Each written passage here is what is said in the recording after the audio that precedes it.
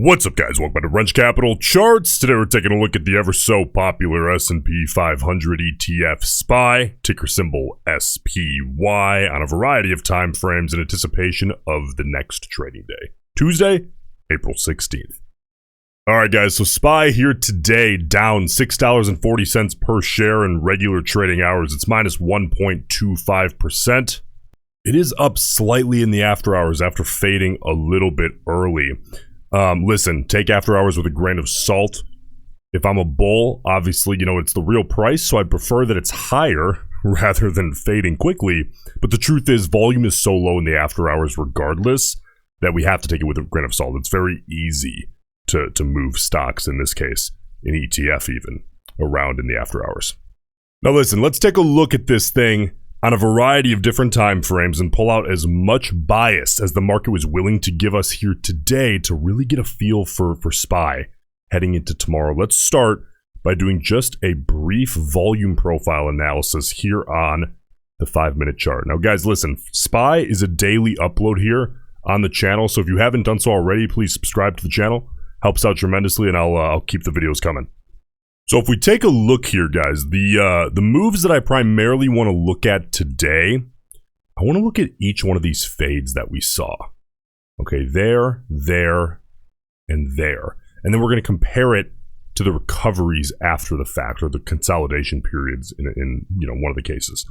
So let's take a look. We get a very contextual open, higher volume bar, quick fade. That's very normal. We saw increasing volume on the bearish bars, right? Those consecutive red candles.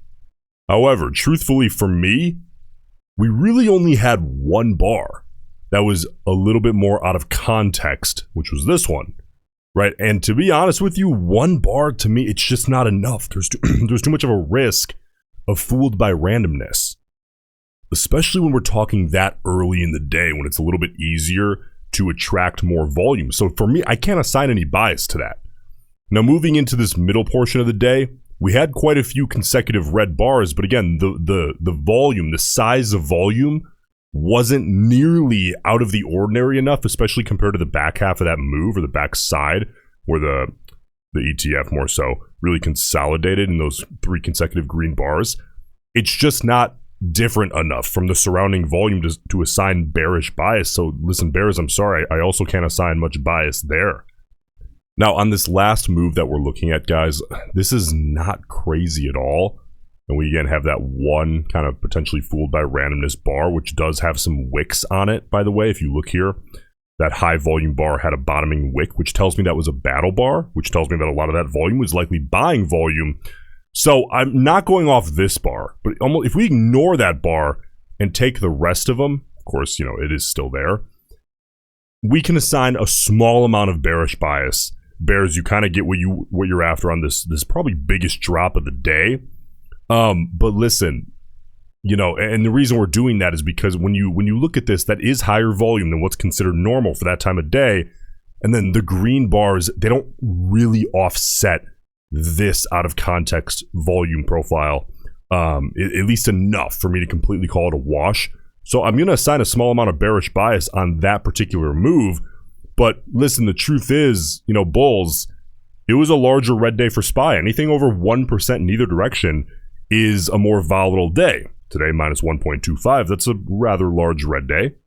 And bulls, the price action is done. It happened. It's down 1.25%. So when we dig deeper and peel back the layers of the onion, you want to see things that can perhaps make the day, which is already done and finished, not quite leaning so heavily to the opposite side. If you're a bull, of course, this would be the bears. And the truth is, in the volume profile, it's just, even looking at this as unbiased as possible, it's just not overwhelmingly bearish as one might expect. So let's move on here. Let's take a look at the psychological self-fulfilling prophecy levels, starting with the 30-minute chart. You can see here that today we tried to retake not only the 50 period, but we actually got close to a retest of the 200 period. We didn't quite test it. We faded, and then we broke downside through the 50, made kind of a sloppy retest here.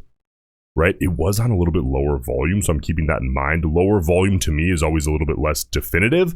It was a little sloppy, but we did reject hard. And the volume increased the deeper we got into that rejection, which bears you guys do want to see. That's a good thing for you guys to see. Now, currently, we find ourselves approximately 1.1% away from a retest of that 50 period. I do expect this 50 period to continue to move downside a little bit heading into tomorrow, just based on the trend that it's on and the volume that we got deeper here in the hole. So that's likely to turn into 1% or less heading into tomorrow, depending on where the ETF stands at the open. That's again a little more volatile of a day. However, bulls, a reclaim of that 50 period on high volume, a breakthrough on high volume, low volume retest, and then boom, high volume confirmation to kind of utilize that level to try to help push, even if it's same day, but in following days back up toward that 200 period for a test of that. That's kind of like the best case scenario. Bears, ideally, not necessarily having a retest because that's about a 1% retracement. But if you do see a retest of the 50 period, just reject on high volume, okay, ideally. But really, you guys want to either consolidate sideways or move lower and drag that 50 period down with it to keep a descending psychological potential barrier, area of resistance, right, close by and descending. All right. Now, if we move on here to the 4-hour chart, let's take a look. You guys can see the 50 period and the 200 period are essentially touching here today, and we faded far away from that lineup there. So we're about 2.2% from this area right here as we currently stand back to the upside. 2.2%. That's a big day. Okay, that would be a very volatile day for the S&P or for SPY. So, really what I'm looking at, bulls, if these levels can just stay higher without having a potential area of resistance moving lower and lower, which is what the bears, that's what you guys would want. You want that 50 period, especially since it's a quicker moving average, to get downside as fast as possible. But it is the 4-hour, it can take time. Bulls, if we can just have these hang out as high as possible, they're likely, the 50 period especially, is likely to come down a little bit here. But if we can hang out as high as possible to give ourselves time to reclaim that before running into, any psychological trouble really on the 4-hour, that would be a great way to buy some time. So we have to look at this a little bit differently when we're, over 2% away, but we have to look at, what's the story here to really get back and make another retest, which is bulls, what you guys are going to want to see. Because if you look just in the last couple of weeks, an absolute struggle to reclaim that 50 period on the 4-hour. Now, let's take a look at the most important chart of all, the daily. Guys, this was a really big day for SPY on the daily. We broke downside through the 50-day. Okay? That has not been done. We've not been below that at all, really, since November 2nd, 2023. It's been months and months, and we just cracked it to the downside. Okay, not necessarily ideal, right? However, right now we're about 1% or so, maybe a little bit less, below the 50-day moving average. Okay? Bears with a big macro level like that, and I'd be saying this to the bulls too if it was an upside break. This is a 2 to 3 trading day kind of deal. Right? The first day break is just that. It's a first day break. So bears, you're not out of the woods yet. Bulls, you guys aren't quite down and out yet. Just to be dramatic, obviously. But bears, an upside retest of that 50-day with a rejection, although it would require some retracement, I don't really see that as such a bad thing because you want confirmation. A downside move with confirmation is better than just a straight up downside move, in my opinion. Even if it takes, a couple extra days to make the same move, really. But bulls, it's first day break, not down and out, right? Getting back above the 50-day moving average as soon as possible, on as much volume as possible, is ideal. Okay, we're going to want to take a look at that. Now, implied volatility, compared to the last 3 to 4 months, it's high. Okay, and it's going up. It's spiked here the last couple of days.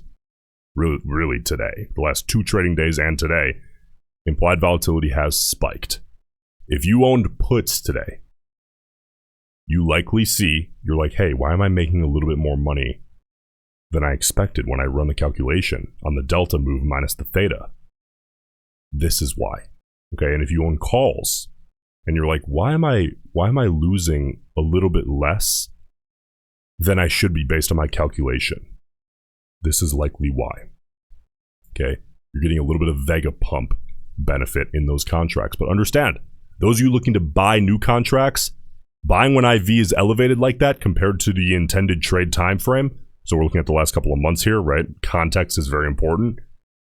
Be aware that is going to run you a slightly elevated risk of IV crush in the future if IV returns to the equilibrium based on your intended trade time frame. Again, context is everything. You have to look at the time frame you intend your trade to be and compare it to that.